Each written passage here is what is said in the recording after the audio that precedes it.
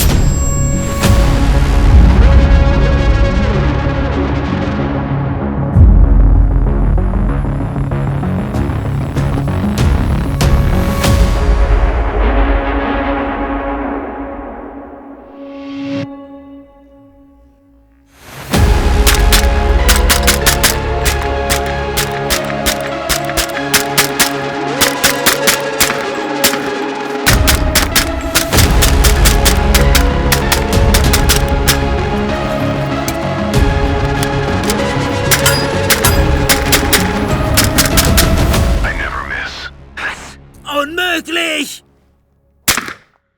God damn it, Snake. I meant the kid. Meine Arbeit für richtig hältst. Ob du glaubst, dass ich fleißig gewesen bin, dass ich gearbeitet habe, dass ich mich in diesen Jahren für dich eingesetzt habe, dass ich Today we'll be talking about the Mark 23. This is a very interesting handgun because it is what is considered a offensive handgun according to the SOCOM trials that brought about the Mark 23 right here. Now the Mark 23 is magazine fed, it is a short recoil operated handgun, but compared to almost every handgun out there, this is massively enormous, made for a very specific special operation purpose. So today I hope you guys will stay tuned as we talk about the HK Mark 23 SOCOM, which is perhaps the most iconic gun ever, thanks to Metal Gear Solid and anything else that you can think of, Metal Gear Solid. Now, you guys might not know, it's kind of secret, but you pay for internet, but you don't pay for this content. This content is kept free by our sponsors. Now, our bigger sponsor is Prime Arms. I'll take a look here. We got the SOCOM Mark 23. We've got a 10mm Glock. The Mark 23 is huge. But more importantly, what we have on this guy right here is the Prime Arms HTX-1 optic, one of our favorite pistol optics, and you can get it right from them. Point is, we love Prime Arms. One guy recently messaged them asking for Skittles, and they just told him that I could buy him an optic. So, you know, not what we wanted, because that's a lot of optics, but we're not going to do that. So keep emailing them. Maybe ask them for just a little bit of love. Guys, we are very excited for a brand new sponsor, new year, new us, and we have BCM. A huge thank you to Paul and the guys over at BCM for taking us on as a sponsor. But more importantly, we have always recommended BCM rifles because, well, they're really well made and they're really well priced. So BCM, you got your anywhere from your typical 4150 barrels to cold hammer forged barrels, and they are just, it's just the perfect mix of performance to cost. We always recommend them. Go and check them out. A big thank you to BCM. And here's the thing, guys. When we talk about BCM, we're talking about an actual combat rifle. That rifle is good to go. Guys, if you want to get better at shooting with your BCM, don't forget Mantis. It will turn your gun into a dry fire machine. Finally, all ammunition is provided for by Last Shot Arizona. Now, here's the thing. Bulk ammo can be bought anywhere, but when we're talking about specialty ammo, your combat loadouts, we highly recommend it. Whether it be M855 Alpha 1, 70 grain TSX, Last Shot Arizona has got all that good stuff. Give him a bunch of love and say, you know what? I want the craziest ammo you got, and see what he's going to say. You just never know. He's kind of wild. So get in there to Last Shot Arizona. If you're looking to get a gaming computer with Zydax, they're actually pretty cool. The owner loves machine guns, and that's good enough for me. Here's the thing. We like gaming, don't we, Sawyer? Dude, it's fun. Actually, if you join the Patreon, we have gaming nights, and they're super fun. So if you game with a Zydax, then that's even better, guys. Finally, guys, talk is cheap, but the Mark 23 SOCOM is actually not that expensive, but I'll tell you what is expensive, the Night Stalker. Let's get into it. Now, the Mark 23 is just one of those firearms that every firearm owner should have, because it really did signify kind of a change in handgun development.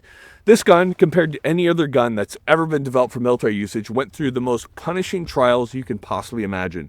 this is without a doubt one of the most reliable handguns that has ever been made and that is still being made. And that's saying a lot. Now, other guns can probably match it, but few guns have passed the test that this gun has passed. In fact, no other handgun has passed the test that these guns have passed. Now, a lot of that autism, a lot of that history talk will come into our black screen portion. For now, we're going to be talking about the shooting of this particular firearm. So let's take a quick moment to take a look at it. Now, this gun, despite being huge, is only chambered in .45 auto. Now, obviously, this was originally made for a much more high-pressured .45 auto, a very much so plus P designation. However, you really don't see that ammo nowadays. It handles normal .45 no problem. It is a very interesting recoil spring setup that we'll talk about in this moment. This suppressor right here is from B&T. This is actually the contract suppressor for European markets. So within the US market, you have the nice Armament. Europeans get the B&T. They both function incredibly well, and we'll be showing you a lot of cool stuff with this particular gun. We did have ZR Tactical mill this out for an aimpoint acro because the only, gun this mailbox will fit is the Mark 23 because it's also so huge. Finally, at the bottom here, we have the Holy Grail. We have the Wilcox Night Stalker. We have both the So Smart laser and the beamer right here. These cost an unfortunate amount of money, close to $15,000. But we're hoping to get these scanned in so we can get some cheaper replicas made by some cool companies, guys. So we have all this together to make for the straight up Mark 23 SOCOM package. It's going to be really fun to shoot this guy. Let's get into it. So there are two different ways we can fire the Mark 23 SOCOM. We can fire it with the laser beam right here. Frickin' laser beam! Or we can fire it with the optics / the irons. We're going to be doing both right here. So we're going to be performing a build drill with the 6 rounds at the A zone in under, we'll say about 2 seconds. Well, we'll say about 2.5. This is performed at 7 yards. So we'll start with laser first, and we'll see how this guy works. We'll start aiming at the feet of the target on you. 193. So we got all A's on right there, just using the laser. Let's give it the old college try with the optic right here. See how we do. Got a little bit of sun in my eyes, but NBD. That's a great song, by the way. 153. Nice. 163. 163. Nice. So we give me one more shot. I got one C zone right there. Try again. I was a little on the left side. See if I can improve myself. Oh, 165. Nice. Good. So between the two, laser and optic at this range, about the same. Once you get further out, it's really difficult to see the laser unless it's very low light. So typically I opt for just using either my irons or my optic. But that's going pretty good. Now, a quick note on how this guy works right here. So we have the visible laser one. There's also an IR one. So first thing you're going to do is you're going to turn it to IR plus the floodlight right here, which is the beamer. So you can turn this on and off. You can also adjust brightness on the light itself. But when you have it selected to that and floodlight, when you hit the little toggle switch right here on the bottom, that actually turns on both of them together. So you can turn this on its own, and you can also change modes. They have a lot of blinking laser modes for friendly visibility, that type of thing. But I prefer the solid laser on this. But as a quick note, if you've never seen them how they work, just a quick little bump turns that guy on, quick bump, and it turns it back off. Pretty neat. Let's go ahead and use the laser right here to do a little transition between targets. We got 3 targets right here. We're gonna do the only transition that we like here on Garand Thumb. Let's take a look at that. Look at that. That laser is pretty good. You see that little shot right there? It's beautiful. Got A zone, A zone, A zone. That laser, I made fun of lasers for so long, but it's really not that bad. You want to give it a shot, boss? Oh, yeah. So Preston really hasn't fired the Mark 23 much at all. You fired, what, maybe 5 rounds so far? But let's go ahead and let's give you a shot at doing a build drill with that guy. You want to use laser or you want to use optic? You got to use right. Here, use it on the fresh target right here. 192. Really good shooting, boss. Look at that. Preston crushed it. He did great. Good job, buddy. How do you feel? Good. This thing is sweet. Yeah, it's huge, but it really does absorb most of the recoil. Yeah, it almost it feels like it chugs along. It's so weird. It's a dual recoil spring. So the first about 3/4 of the recoil spring take away the energy from the shot, and there's a last 1/4 of that double spring that helps at that very end portion so that it doesn't hit the back of the frame too hard. That's mostly for the plus P ammunition, but with standard 45, that really softens the shot. So if you are, here, hold this right here. When you're shooting it, you can kind of see how it kind of chugs, just like he was saying.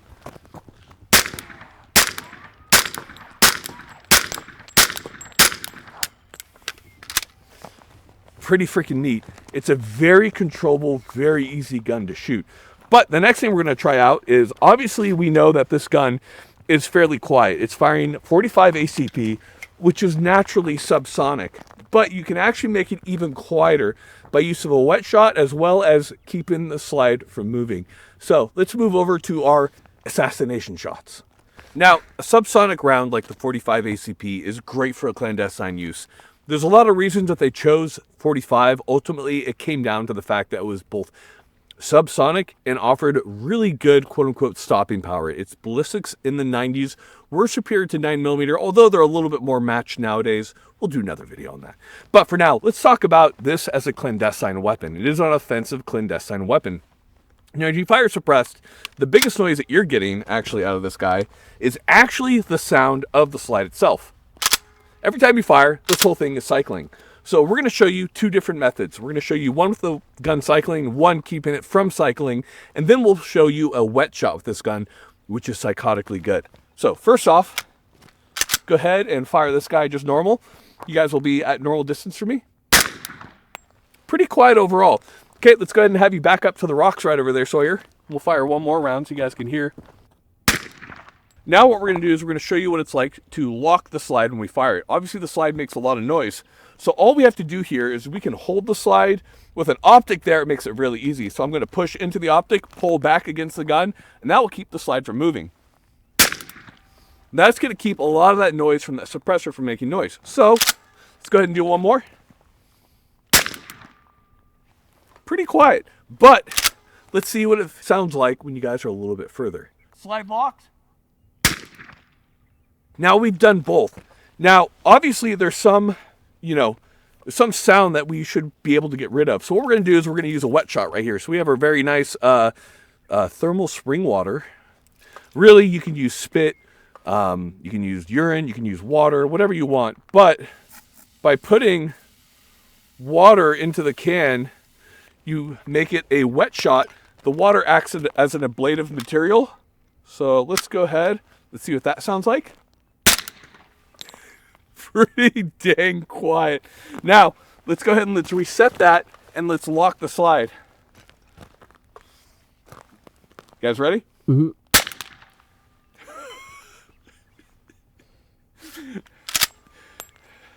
Hey, look.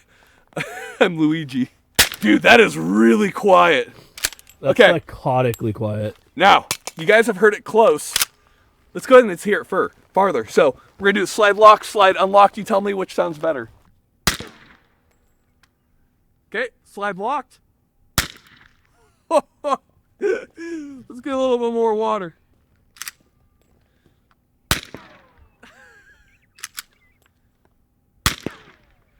That is so... That's messy. It's like, hey, how are you doing? The impact is significantly louder.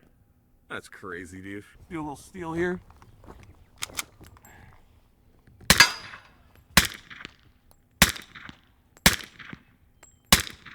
Dude, can you hear those rounds hitting just the dirt? That's crazy. For a quick comparison, we do have a Browning high power here with an Osprey suppressor. This is the second version.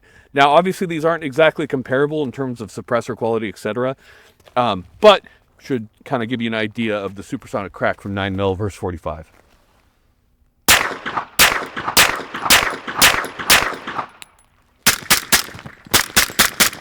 Definitely a lot louder compared to the 45 subsonics. This gun can be made psychotically quiet, and that's very much so due to 45. But another great thing about the Mark 23 is how accurate it is. There's a lot that went into the accuracy of the Mark 23, and to be clear, there are other guns that can nowadays meet the accuracy that it has. But when the gun was made in the 90s, holding 2.5 inches at 25 yards was pretty crazy. Nowadays, some guns can do that, but this can also do a lot better than that. So we figured we'd try to shoot it really, really far and see how it does. Let's give it a shot. All right, well, I fired around and hit. That was pretty cool. We're at 120 yards right now. It's kind of hard to see the target. It's kind of in the shadow right there. But we'll do a little bit of shooting right here.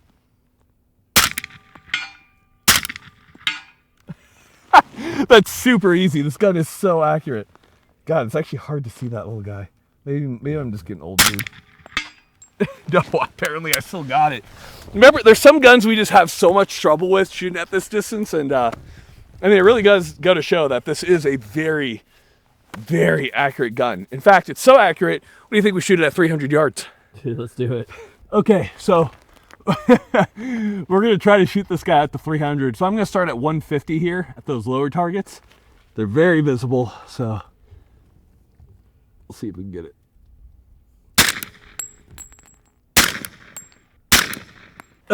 Oh my gosh, this is tough. One eternity later. Left edge, right off left edge. Oh, shit. Okay, so we gotta be very clear. The gun's not meant to do this at all. A Browning short recoil operation is not made for accuracy. And plus we're lobbing the rounds, and we just wanted to see if we could do it, but it was very fun. At 150, this gun can do it no problem. It's a very, very accurate handgun. And I believe several guys have gotten just over an inch to an inch and a half at 25 yards with this, which is psychotically tight for a pistol. So incredible performance. This gun is super fun. From the assassination shots to shooting quick with it, it just chugs along. It is a very heavy pistol. This gun weighs, with everything that we have on it, over 5 pounds, closer to 6. So about the weight of like a small M4. So it's not very fun to carry on and shoot. In fact, my wrist is a little tired. I lift pretty heavy. You know, I bench 305, 315, but even still, dude, that's a heavy, heavy little gun right there.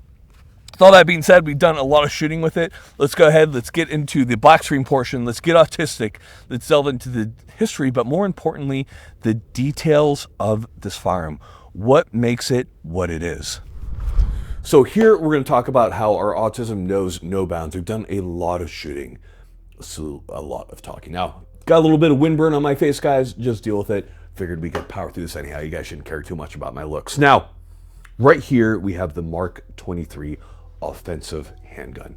Let's talk about this. In every way, this is so much different from every pistol that has previously been talked about in the channel, and there's a reason for that. Unlike any other pistol that we can kind of pick up in today's video. So if I get right here at the USP, the USP is a sidearm. It's for personal protection. It's not specifically meant to be offensive. It's meant to be a secondary weapon. This stands in very stark contrast to the Mark 23. The Mark 23 stands apart because it is an offensive handgun. In fact, it came about from a SOCOM program to design an offensive handgun for SOCOM, whether that be Navy SEALs, who are most famous for using it, or many other special operations units, such as Green Berets, AFSOC, etc. So today we're going to be taking a deep dive on the Mark 23, primarily from a shooter perspective, obviously discussing the finer points of the weapon, but also a little bit of history because it is fairly interesting. Now, a couple things that we have to note here. We have to, of course, thank James Williamson. As always, he is the HK expert, the HK guru, and we always consult him on any videos that have anything to do with HK pistols, or anything HK for that matter. But we also have to thank 1911 Syndicate. He did an excellent video on the Mark 23 with a former Navy SEAL, and they had a lot of very good information. Highly recommended you take a look at that. And of course, Chris from Small Arms Solutions. We love him. We love his stuff. All these men have been very helpful in helping us put together a Mark 23 video. So let's go ahead and let's get into it. So the first thing you might hear about the Mark 23 was that it's known to be the most reliable handgun ever made. It went through testing for a pistol that has never been repeated on any other pistol, simply because it was such an insane test. And people say, well, all that came about, you got this ginormous Mark 23 quote-unquote boat anchor, and nobody ever used it. But as the global war on terror has wound down, as we've been able to get more eyewitness accounts from various operators in different fields who actually had time on this, we find out that that's not the case. In fact, the Mark 23 was used somewhat heavily in very specific roles. So there's a lot of cool real-world information when it comes to this as far as its usage, And of course, there's a lot of really good shooter's perspective. So first off, as we talked about before, this is a semi-automatic pistol, fires from a detachable magazine. Your magazines typically hold anywhere from 12 all the way up to 17 or more rounds, depending on the extension that we use. Right here, we're using an extension from HK Parts. As a quick note, adds a +5 or a +7, which is always welcome because 45, you just need a lot of space and it goes quick. Now, beyond that, this entire system, and we do call it a system. I know people hate that word, but this was all designed together with the exception of the optic. That's modern. But the suppressor, the laser aiming module / the LAM / the pistol together were all adopted together. They were all created together. They were all meant to work as a system together. So as we talk about this handgun, we're going to be referring to this quite a bit as a system. Let's delve into it. So the Offensive Handgun Weapon System program came about in 1991, and you have to realize that at this point in SOCOM, there were a lot of different setups that were being used, anywhere from handguns, submachine guns, rifles. The amount of parts, ammunition, just all these different things were coming together to make it very difficult to maintain all these different weapons. SOCOM decided that they could possibly consolidate a lot of this with an offensive handgun program. The idea being something that's slightly more portable than a submachine gun and a rifle and can be taken on various missions, and it needed to be reliable as hell, rugged, quiet, just a swift, deadly killer. So in every way, we got exactly that with the Mark 23. Now, it should be noted that Colt came about with their own entry into the offensive handgun weapon program. However, theirs did not make it very far, ended up having a lot of reliability issues. One thing that you have to note is that when this program was started, at this point, H&K was actually fairly far along in the development of a handgun that would end up becoming the Mark 23. Obviously, we have a polymer frame and we have a metal slide. At this point, as far as polymer and working with polymer, HK was among one of the most advanced companies. At this point, they'd worked on various firearms that had already been released with polymer frames, and they were able to make a very strong and durable polymer, which also is able to reduce the weight of the firearm. Another great thing about the polymer, as noted from various operators, is that compared to your full metal handguns like the SIG P226, the Beretta 92, polymer does not conduct that cold directly back in your hands. So in Arctic conditions, diving, when you're coming out of the beach, that cold from that firearm is not going to seep directly in your fingers. It's going to keep you a little bit warmer. That was one major benefit. Now, when we go to the actual test, the point that we can say here is that these pistols were not allowed to fail. They had to go approximately 2,000 rounds before any type of failure. Now, in the case of the Mark 23, it had a tendency to go around 6,000 rounds, with many of these pistols going well over 15,000 rounds. In addition to this, at various points throughout the test, parts were changed randomly because the gun could not be hand fitted. It needed to be repairable in the field, repairable by the armorers, repairable as it is out and about throughout the world. In addition to that, these weapons also went through a 96-hour salt spray where the weapon is completely sprayed down to ensure that it would be able to resist saltwater corrosion, especially for our maritime operators, whether that be Marine Corps Recon, good old Recondos, or of course our Navy SEALs. In every case, this weapon excelled. There's a lot that went into this weapon. The development isn't exactly the point of this video, only to say that this is, prior to even being fielded, the Mark 23 is known as a brutally reliable weapon. Now, one thing that we do want to note is that it is large, and this probably contributed to the fact that it wasn't carried as much as it maybe should have been. So if you take the HK Mark 23 right here, we have an HK USP 45 full-size handgun right here. If we put them side by side, you can see how large the Mark 23 is in comparison. It does dwarf it to some extent. An even better indicator is right here we have the, obnoxiously large Desert Eagle. As you can see, they're almost the same size. The Desert Eagle is only just a little bit bigger. So the Mark 23 is definitely overkill because it only fires a 45 auto. It's not a particularly hard round to control. Now, with everything that would go on, it controls it very well. And in fact, when it was designed, this was originally designed to shoot a round called 45 Super. Had a lot more power, a little less weight, but it was meant to just really hit hard. In addition to, of course, the subsonic rounds like the 230 grainers that we know and that we love. So when it comes to the caliber of the weapon, many different calibers were, of course, considered. 9mm was thrown out. They just weren't happy with the ballistics at the time. 10mm was considered. However, at the time, it was causing a lot of damage to firearms. There's a lot to that, of course, but eventually they settled on 45 ACP due to its proven performance.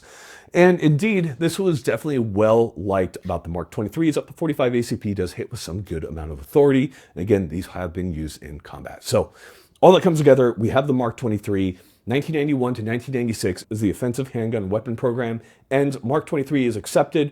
Originally, it was, of course, a Knight suppressor.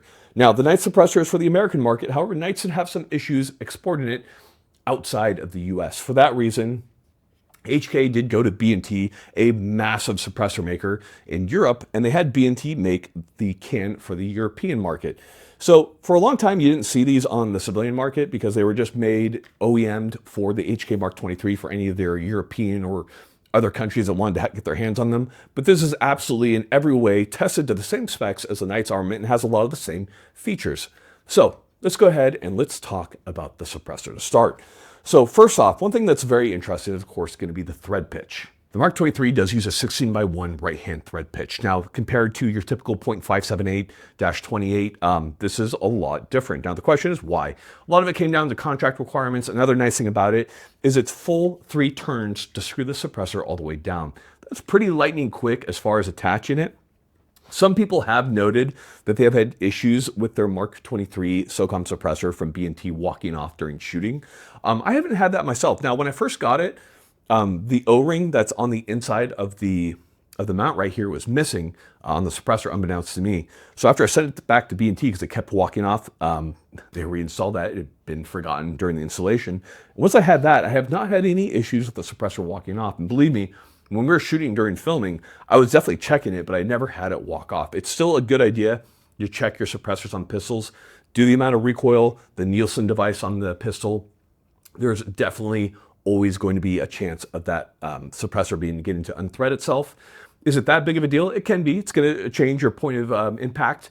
And also, if it unthreads quite a bit, you could, of course, get a baffle strike as the slug in contacts with the internal baffles or the end cap, and you don't want that. So always double check on your suppressor.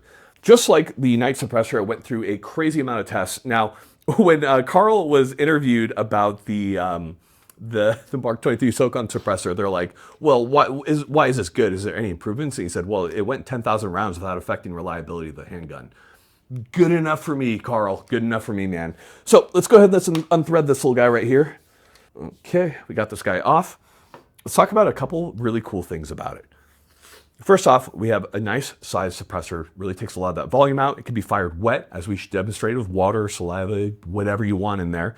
And a very interesting note on this guy is going to be specific to the piston. Obviously, with any type of pistol that's running a Browning type tilting short action system, you need to have a Nielsen device. A Nielsen device is a little spring right here, allows the suppressor to push forward, allows for the gun to recoil properly. Without the Nielsen device, it's pretty shoddy.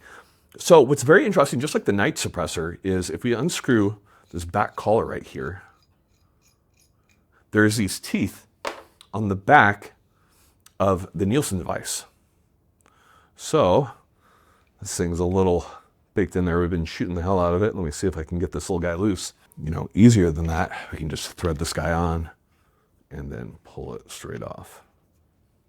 Okay, there we have it. So we've detached our Nielsen device out of that suppressor, and you can see precisely how it works. Here's a piston, and here's the springs around it. Now, note all these little teeth right here. And if you notice, there's also a flat edge. That's for indexing purposes, so you can see where it is. So as you're firing the pistol, anytime you attach any type of suppressor to a pistol, any rifle, you're going to get a point of impact shift. You can actually move this piston around to different positions so that you can shift the point of impact so that you can minimize that point of impact shift as much as possible. So the idea being that you get on the range, you zero it without the suppressor on. After you've zeroed it, you're going to attach the suppressor.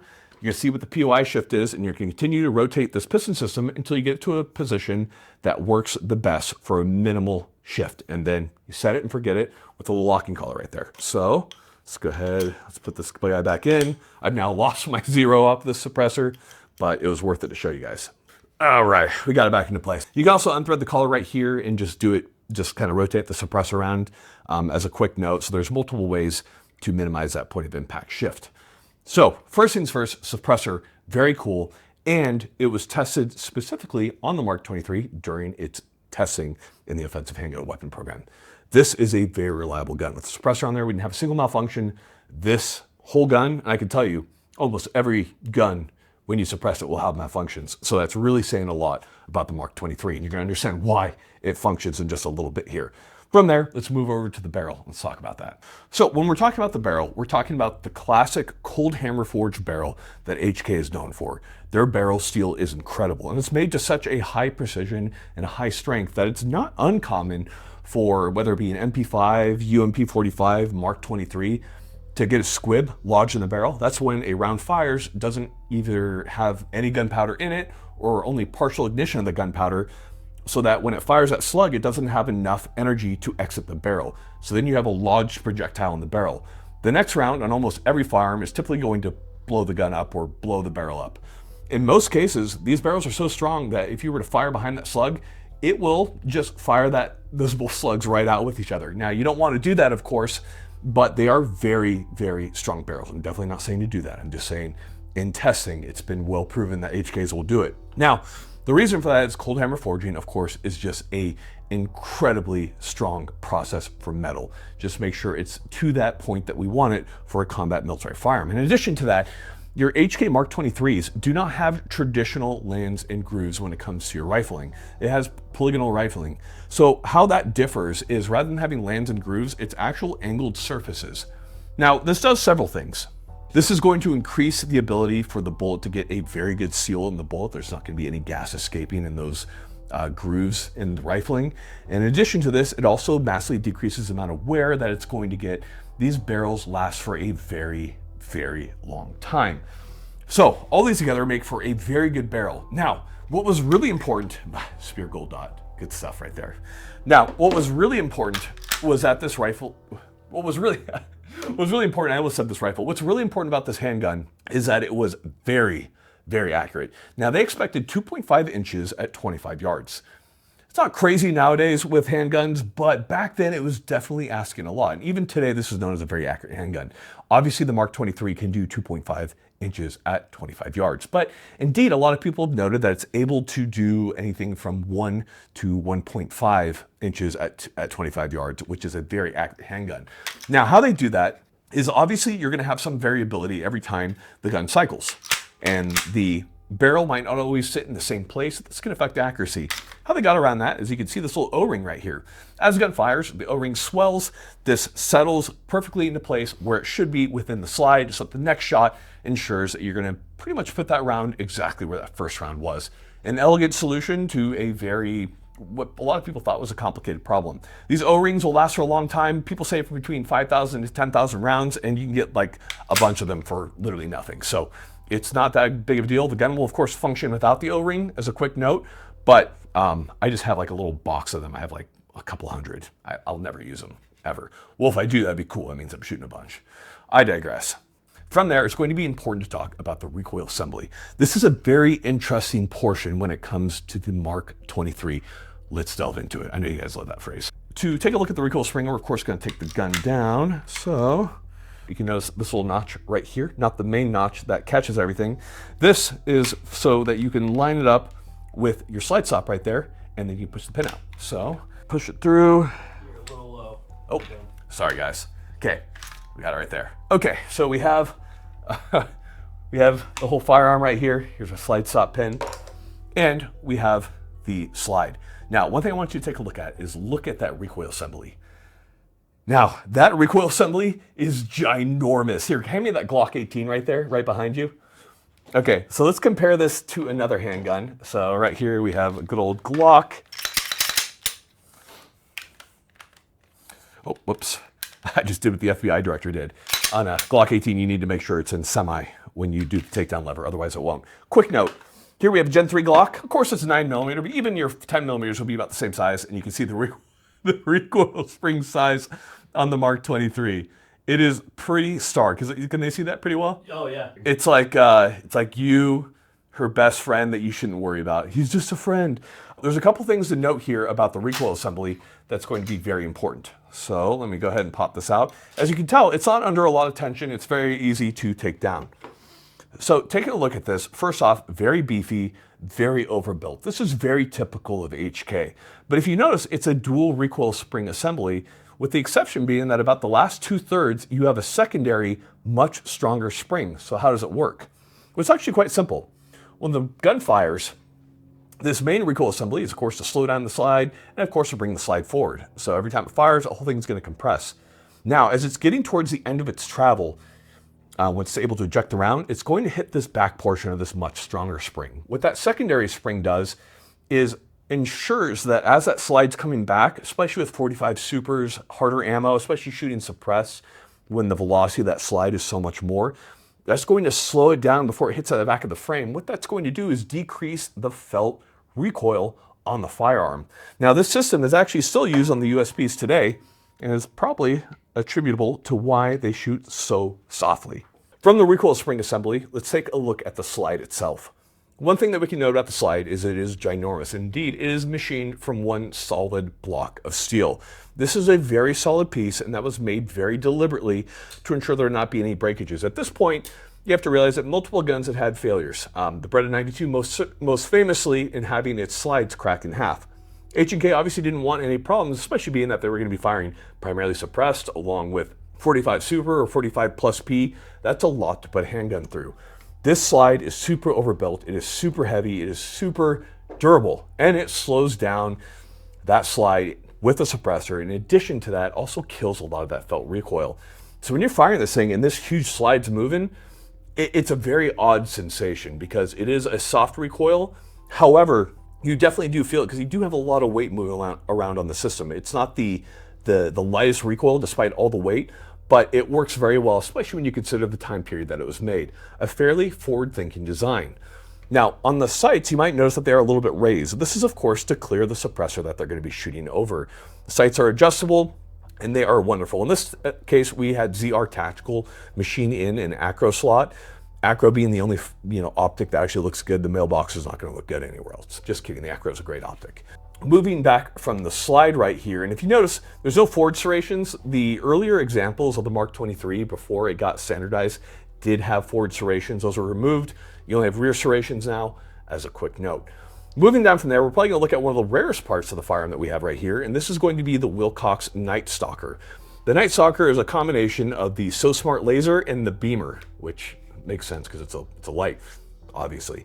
So, we had to do a lot of research on this because there's not a lot of information out there.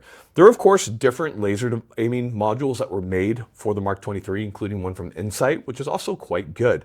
Now, in this case, we wanted the rarest one and the one that looked most like Metal Gear Solid, so we have this guy right here. So right here, it's in the off mode, so we'll go ahead and change it right over. And once we've done that, you can simply bump the little laser right there, and you can have that thing on. You see a little, goes either direction to turn off or turn off. Turn on or turn off. So it works very well, very cool. In addition to that, you can also adjust the brightness of the light. So you can make it brighter or you can make it dimmer. Now it is an incandescent light, so it's not, particularly amazing, but this is also a good opportunity to POV piss off the United States in 1998. It's like about to find out why we don't have free healthcare. In every way, the Wilcox Night Stalker and indeed the Insight laser aiming module are the precursors to modern weapon lights, to modern lasers that you see on handguns. So they did a very good job with them. They are, of course, by today's standards, clunky, but they are a vibe at the same time. Now, on this particular unit, it attaches to the HK Mark 23 universal rail, which is also what the USPs have. But in addition to that, to secure it, there's actually a thumb screw right here that screws into the back of the, that screws into the front of the trigger guard right here because it's threaded to make sure that it's not going to move. So it's actually a very secure unit and it's not going to go anywhere. Now, at this point, we've talked quite a bit about everything going on here. We should also note that all the roll pins are nickel plated for corrosion resistance assault. In addition to that, it has a very, very durable firing pin block on there to ensure that it's drop safe. Obviously, you guys know that video. So let's go ahead and let's talk about controls at this point. So the only part that's ambidextrous on the Mark 23 is going to be the safety. Safety is on the right-hand side, is on the left-hand side. Now you might wonder to yourself, why are there so many different controls? This is actually came about from the offensive handgun weapon program. It's what they wanted. So let's go through each of them. So obviously right here we have safety. In my opinion, the safety is kind of small, but it definitely works very positive to click. Now, if your safety is on, you cannot use this decocker right here. So we need to have the safety off and the hammer has to be to the rear. We'll talk about that in just a moment. Hammers to the rear, you can use a decocker, even with a round in the chamber, to safely drop the hammer so that you can carry with a round in the chamber and the hammer down. Not particularly recommended, but you can. So once it's back, just decock it right here. Boom, you got it. So the Mark 23 is a double action, single action weapon. Here's what that means. What that means is, if I start with that hammer back, round in the chamber, safety's off, I'm ready to fire. On that first round, what's gonna happen is I'm gonna pull that trigger, that hammer is gonna cock and then release. Once it fires, gun's going to cycle. As soon as it comes back, you can see that the hammer stays back, and from then on, my shots will be single action only. And every round will then be single action. Now, you can of course carry cocked and locked. You can load this gun, put the safety up, and you're good to go. And that trigger will not fire. There you have it. It's a very safe weapon. Now, from there, another piece that we have is of course the slide release, slide stop, whatever you want to call it. The weapon does lock back on an empty magazine, and once it's done that, you can load in your new magazine, drop it, or of course you can rack the slide. Either is going to work. So how that looks, because I love the sound of stripping around from the magazine. A lot of times the gun will also auto forward. What we mean by auto forward is if you insert this forcefully enough, it will bump the slide stop and just kind of release it. It's not really a feature. It just kind of happens on some guns. There you have it. So as a quick note for you guys out there. But even so, you still want to check to make sure that you have that round chambered, do a nice little press check, and make sure you're good to go. We've talked a lot about the gun, and I've shown you the trigger a little bit, but let's take a moment. Let's actually try this trigger out. We're gonna go set trigger together. So we're gonna try it from single stage. So we have a good amount of play, about 4 millimeters of play. Once we hit into that wall right there, it is a clean let off at approximately 5.5 pounds. So let's go ahead and fire that. Boom, feels great. Gun cycles. Resets right there. The reset is short. And that's a very light trigger pull from that reset. It's a very nice trigger. Now, double action feels about 12 pounds. Feels like your kind of typical double action. Not great, but I doubt many people were using it unless they were in a military organization where they had to have it in double action for that first shot. So, gone through the trigger, let's move down to the grip itself. I like the grip angle on the Mark 23 quite a bit. And again, we are kind of cheating here because I love the USP, and the USP has the same grip angle. And that works really well for me. The checkering is fairly aggressive on the front as well as the rear. Now they have this rough out texture right here on the sides. Not my favorite. It doesn't really provide a good amount of grip. So usually what I end up doing is throwing like handle it grips on there or just wrapping it with tape or something. Just give me a little bit more hockey tape. Overall, very good. It feels very comfortable in my hand. I do like that quite a bit. Moving down, we have the magazines. So the magazines for the Mark 23 are pretty interesting for several reasons. First off, they are compatible with the HK USP. So you can take your Mark 23 mags, pop them into a USP. However, where's our USP mag? So here's our USP mag. However, the USP mag does not work in the Mark 23. And there are some differences. It's primarily because of this lip right here. You can actually change out the base plate and you can make them work. But there is another difference, and that's in the feed lips. The feed lips on the Mark 23 are a little bit taller compared to the feed lips on the USP. Now this has been somewhat solved where the USP also has higher feed lips, but just understand if you're using those earlier USP magazines, you might run into some functional issues just due to that feed lip geometry because the Mark 23 was designed with these higher feed lips in mind, and it's not critical, but fairly important to the function of the weapon. So in my opinion, stick with Mark 23 mags. If you got the USB, keep them separate or pop them in as necessary. Your magazines obviously came in 12 rounds. You see a lot of 10 rounders out there. This is probably due to the fact that you see a lot of Mark 23s and USPs that were circulating during the ban. So you see a lot of 10 rounders. 12 is the typical. And then of course with the HK parts extenders, you can get a lot more, which is what I recommend. You want a lot of rounds when it comes to this guy. From there, coming to the end, obviously we've got our hammer right here. No complaints, perfect hammer. I have not encountered any hammer bite because you do have a fairly large gap from the web of your hand up to that hammer. So even if I'm really high up on the gun, I've never really had any trouble with that biting the web of my hand. Overall, when we talk about this gun, the one thing I have to say is it is heavy. This thing is pushing 6 pounds when it's fully loaded like this with, you know, full magazine, all that kind of stuff.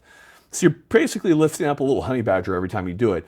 But God, is it cool. And beyond that, it is the most reliable handgun, or one of the most reliable handguns that we know of. I've never had this gun fail on me, and we have shot quite a few rounds through it at this point. I think we're at 6K on this guy. Pretty incredible. Quick note on the suppressor, I do recommend giving the Nielsen device a little scrub every 1,000 rounds. That's good maintenance on a suppressor that's going on a pistol. For this gun, I've actually never cleaned it as far as the internals. So they're pretty filthy, but it just continues to run. It's just a very excellently made handgun. Is it something I'm going to specifically recommend?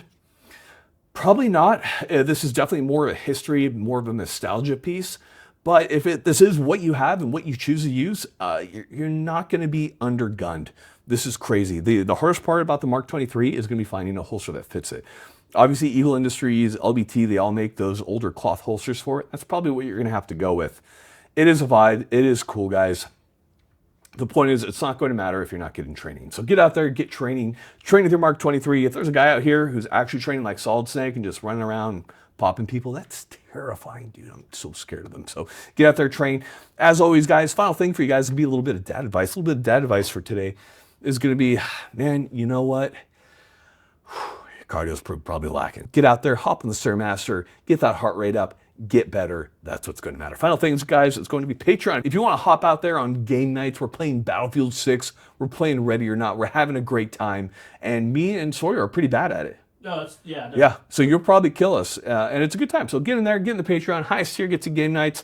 Other than that, we have cool stuff posted, so go ahead and check them out. And yeah, got nothing else for you guys.